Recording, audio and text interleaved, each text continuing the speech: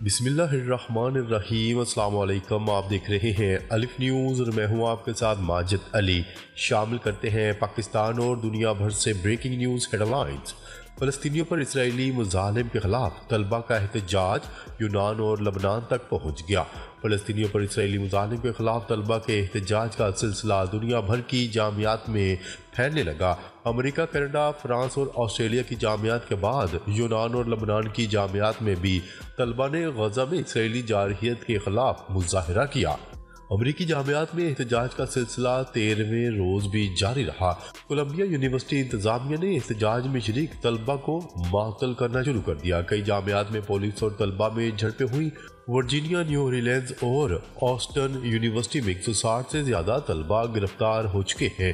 18 April سے جاری احتجاج میں اب تک 1000 سے زائد مظاہرین گرفتار کیے جا چکے ہیں۔ طلبہ کے احتجاج پر فرانس کی علاقائی انتظامیہ نے پیرس کی سائنسز کو یونیورسٹی کی فنڈنگ روک دی۔ وہیں مقبوضہ مغربی کنارے کے علاقے رام اللہ کے بیرزیت یونیورسٹی میں جرمن سفیر کی آمد پر طلبہ نے احتجاج کیا، جس کے باعث جرمن سفیر کو دورہ ادھورا چھوڑ کر واپس جانا پڑا۔ خبر کے اگلے حصے میں بات کرتے ہیں جنگ بندی ہو یا نہ ہو، رفح پر حملہ کریں گے، نیتن یاہو کی ڈھٹائی۔ اسرائیلی وزیر اعظم نیتن یاہو نے دھمکی دی ہے کہ حماس کے ساتھ جنگ بندی کا معاہدہ طے ہو جانے کے باوجود بھی اپنے ہدف کے حصول کے لیے رفح پر حملہ کریں گے۔ عالمی خبرساں ادارے کی رپورٹ کے مطابق اسرائیلی وزیر اعظم نیتن یاہو کے دفتر سے جاری ہونے والے بیان میں کہا گیا ہے کہ اپنے تمام مقاصد حاصل کیے بغیر جنگ کو راستے میں روک دینے کا سوال ہی پیدا نہیں ہوتا۔ اسرائیلی وزیر اعظم کے بیان میں کہا گیا ہے کہ ہم پر مسلط کی گئی جنگ کو ادھورا نہیں چھوڑیں گے۔ اگر ایسا کیا گیا تو دوبارہ اسرائیل پر حملے ہونے کا امکان زندہ رہے گا۔ بیان میں جنگ بندی کی کاوشوں کو سراہتے ہوئے کہا گیا ہے کہ غزہ میں جنگ بندی معاہدے کے باوجود رفح میں فوجی آپریشن کریں گے۔ یہ جنگی اہداف کے حصول کے لیے بے حد ضروری ہے۔ اسرائیلی وزیر اعظم کا یہ بیان اس وقت سامنے آیا جب امریکی وزیر خارجہ اینتھنی بلنکن مشرق وسطیٰ کے اہم دورے پر سعودی عرب کے بعد اردن پہنچے ہیں اور دورے کے اختتام پر اسرائیل بھی جائیں گے۔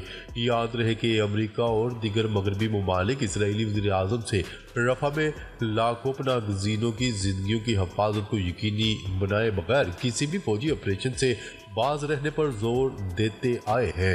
تاہم اسرائیل کا موقف ہے کہ رفح میں حماس کئی ایسے کمانڈرز پناہ گزینوں کے بھیس میں موجود ہیں جنہوں نے 7 اکتوبر کو اسرائیل پر حملے میں حصہ لیا یا اس کی منصوبہ بندی کی تھی۔ خبر کے اگلے حصے میں بات کرتے ہیں اسرائیلی فوج نے جنوبی لبنان میں حزب اللہ کے ٹھکانوں پر حملوں کا دعویٰ کر دیا۔ عرب میڈیا کی رپورٹ کے مطابق جنوبی لبنان میں اسرائیلی حملوں میں کسی جانی نقصان کی اطلاعات نہیں ملی۔ دوسری جانب مقبوضہ بیت المقدس میں مظاہرین نے اسرائیلی وزیر اعظم نیتن یاہو کی رہائش گاہ جانے کی کوشش کی تو مظاہرین اور پولیس میں جھڑپیں ہوئی۔ غیر ملکی میڈیا کی رپورٹ کے مطابق اسرائیلی پولیس نے مظاہرین کو وزیر اعظم ہاؤس جانے سے روک دیا۔ مظاہرین کا کہنا تھا کہ اسرائیلی حکومت غزہ میں مغویوں کی واپسی میں 6 ماہ سے ناکام ہے۔ غزہ جنگ روکے اور یرغمال اسرائیلی واپس لائیں۔ خبر کے اگلے حصے میں بات کرتے ہیں اسرائیل رفح پر حملے سے باز رہے سیکرٹری جنرل اقوام متحدہ نے خبردار کر دیا۔ اقوام متحدہ کے سیکرٹری جنرل انتونیو گوٹریس نے ایک بار پھر اسرائیل پر زور دیا ہے کہ وہ غزہ کے جنوبی شہر رفح پر حملہ نہ کرے۔ عرب میڈیا کی رپورٹ کے مطابق انہوں نے یہ مطالبہ گزشتہ روز اس وقت کیا جب اسرائیلی وزیر اعظم نیتن یاہو نے رفح حملے کے بارے میں دھمکی کے ساتھ کہا تھا کہ حماس کے ساتھ یرغمالیوں کی رہائی کا معاہدہ ہونے یا نہ ہونے سے قطع نظر رفح پر اسرائیلی حملہ ہو کر رہے گا۔ سیکرٹری جنرل نے اخباری نامہ نگاروں کو بتایا کہ رفح پر فوجی حملہ ہمارے لیے ایک اور ناقابل برداشت اضافہ ہوگا جس سے ہزاروں شہریوں کی مزید ہلاکتیں ہوں گی، جہاں پہلے ہی بہت بڑی تعداد میں مارے جا چکے ہیں اور لاکھوں کو ایک بار پھر نقل مکانی پر مجبور کیا جائے گا۔ انتونیو گوتریس کا اس موقع پر یہ بھی کہنا تھا کہ اس طرح کی کارروائی غزہ میں فلسطینیوں پر تباہ کن اثرات مرتب کرے گی، جس کے مقبوضہ مغربی کنارے کے علاوہ دور تک پھیلے خطے پر بھی سنگین اثرات مرتب ہوں گے۔ کیا رہے کہ سلامتی کونسل کے تمام اراکین کے علاوہ بہت سی دوسری حکومتوں نے بھی واضح طور پر اس طرح کے آپریشن کی مخالفت کا اظہار کیا ہے۔ تاہم سیکرٹری جنرل اقوام متحدہ نے کہا ہے کہ میں اسرائیل پر اثر و رسوخ رکھنے والوں سے بھی اپیل کرتا ہوں کہ وہ اسے روکنے کے لیے ہر ممکن کوشش کریں۔ خبر کے اگلے حصے میں بات کرتے ہیں۔ کینیڈا میں تحریک خالصتان کے زور پکڑنے پر مودی سرکار شدید عدم تحفظ کا شکار۔ کینیڈا میں خالصتان تحریک شدت اختیار کر گئی، جس کے بعد مودی سرکار کینیڈین وزیر اعظم جسٹن ٹروڈو کے اس اقدام پر تلملا اٹھی ہے اور کینیڈین سفیر کو فوری طور پر جواب طلبی کے لیے طلب کر لیا گیا۔ بین الاقوامی خبرسا ادارے کی رپورٹ کے مطابق خالصہ ڈے کے حوالے سے کینیڈا میں تقریب جاری ہے، جس سے تحریک خالصتان میں تیزی آ گئی۔ کینیڈین وزیر اعظم جسٹن ٹروڈو نے سکھ برادری کی تقریبات میں بھرپور شرکت کرتے ہوئے سکھوں کو ان کے حقوق کے تحفظ کی مکمل یقین دہانی کروائی۔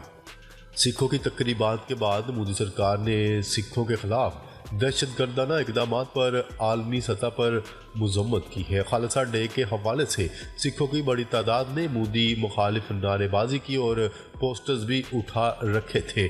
کینیڈا میں تحریک خالصتان کے زور پکڑنے پر مودی سرکار غصے سے بھڑک اٹھی ہے۔ بھارتی حکومت نے موقف اختیار کیا ہے کہ کینیڈین وزیر اعظم اپنی سرزمین پر پرتشدد اور انتہا پسندوں کو ہوا دے رہی ہے۔ کینیڈین وزیر اعظم جسٹن ٹروڈو کی خالصتان تحریک کے واضح موقف اور بھارتی دفتر خارجہ میں کینیڈین سفیر کی جواب طلبی دونوں ممالک کے درمیان جاری کشیدگی کو مزید بڑھانے کی جانب اشارہ ہے۔ کینیڈین وزیر اعظم کی خالصتان تحریک کی تقریبات میں شرکت اس بات کا ثبوت ہے کہ کینیڈین سرزمین پر بھارتی دہشت گردی کی کوئی جگہ نہیں۔ ان تقریبات سے بھارت کو واضح پیغام دیا گیا ہے کہ کینیڈین حکومت ہردیپ سنگھ نجر کے قاتلوں کے خلاف سکھوں کے ساتھ کھڑی ہے۔ خبر کے اگلے حصے میں بات کرتے ہیں توہین عدالت کیس، سابق امریکی صدر ڈونلڈ ٹرمپ پر جرمانہ عائد۔ سابق امریکی صدر ڈونلڈ ٹرمپ کے خلاف توہین عدالت کیس میں جرمانہ عائد کر دیا گیا۔ غیر ملکی خبرسا ایجنسی کی رپورٹ کے مطابق امریکی عدالت نے سابق صدر ڈونلڈ ٹرمپ پر $9,000 کا جرمانہ عائد کر دیا۔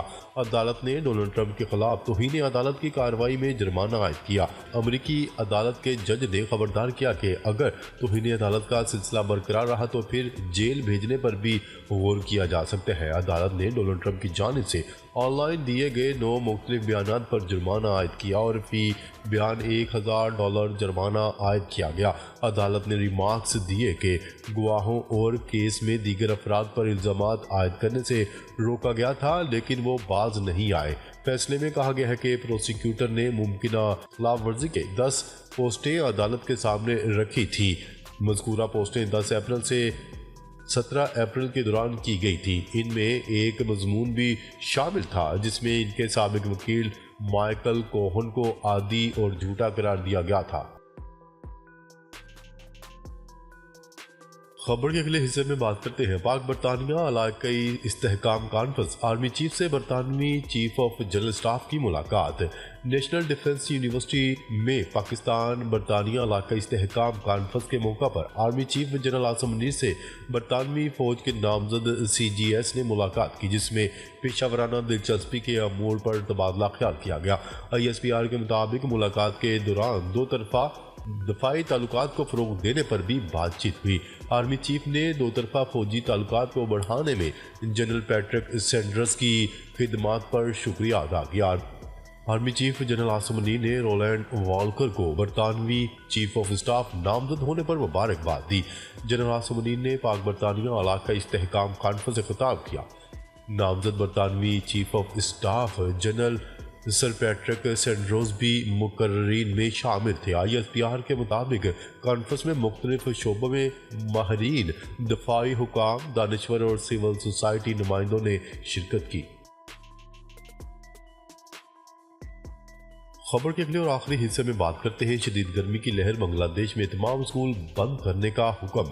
بنگلہ دیش میں غیر معمولی گرمی اور ریکارڈ درجہ حرارت کی وجہ سے ہائی کورٹ کے ایک ڈویژن بینچ نے پرائمری اور سیکنڈری اسکول جمعرات تک بند رکھنے کے احکامات جاری کر دیے۔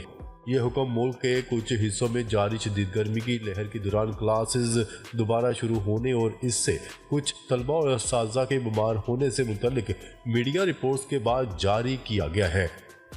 स्कूल और कॉलेज शदीद गर्मी की वजह से 21 से 27 अप्रैल तक बंद रहने के बाद इतवार से दोबारा खुल गए थे। बांग्लादेश ने इतवार को शदीद गर्मी की लहर में इंतबाह में तोसी कर दी थी। इससे कबल 19, 22 और 25 अप्रैल को ये इंतबाह जारी किया गया था। बांग्लादेश में गुज़िश्ता रोज मौसम गर्मा का सबसे ज्यादा दर्जा हरारत 43 डिग्री सेंटीग्रेड दारुल हुकूमत ढाका से तकरीबन 215 किलोमीटर मगरिब में वाक़या जिला चुआदानगाह में रिकॉर्ड किया गया, जबकि ढाका का दर्जा हरारत 40.5 डिग्री सेंटीग्रेड तक पहुंच चुका है। नाज़रीन, अब तक के लिए इतना ही। मज़ीद खबरें लेकर बहुत जल्द आपकी खिदमत में हाजिर होंगे। तब तक के लिए अपना ख्याल रखिएगा। अल्लाह निगहबान।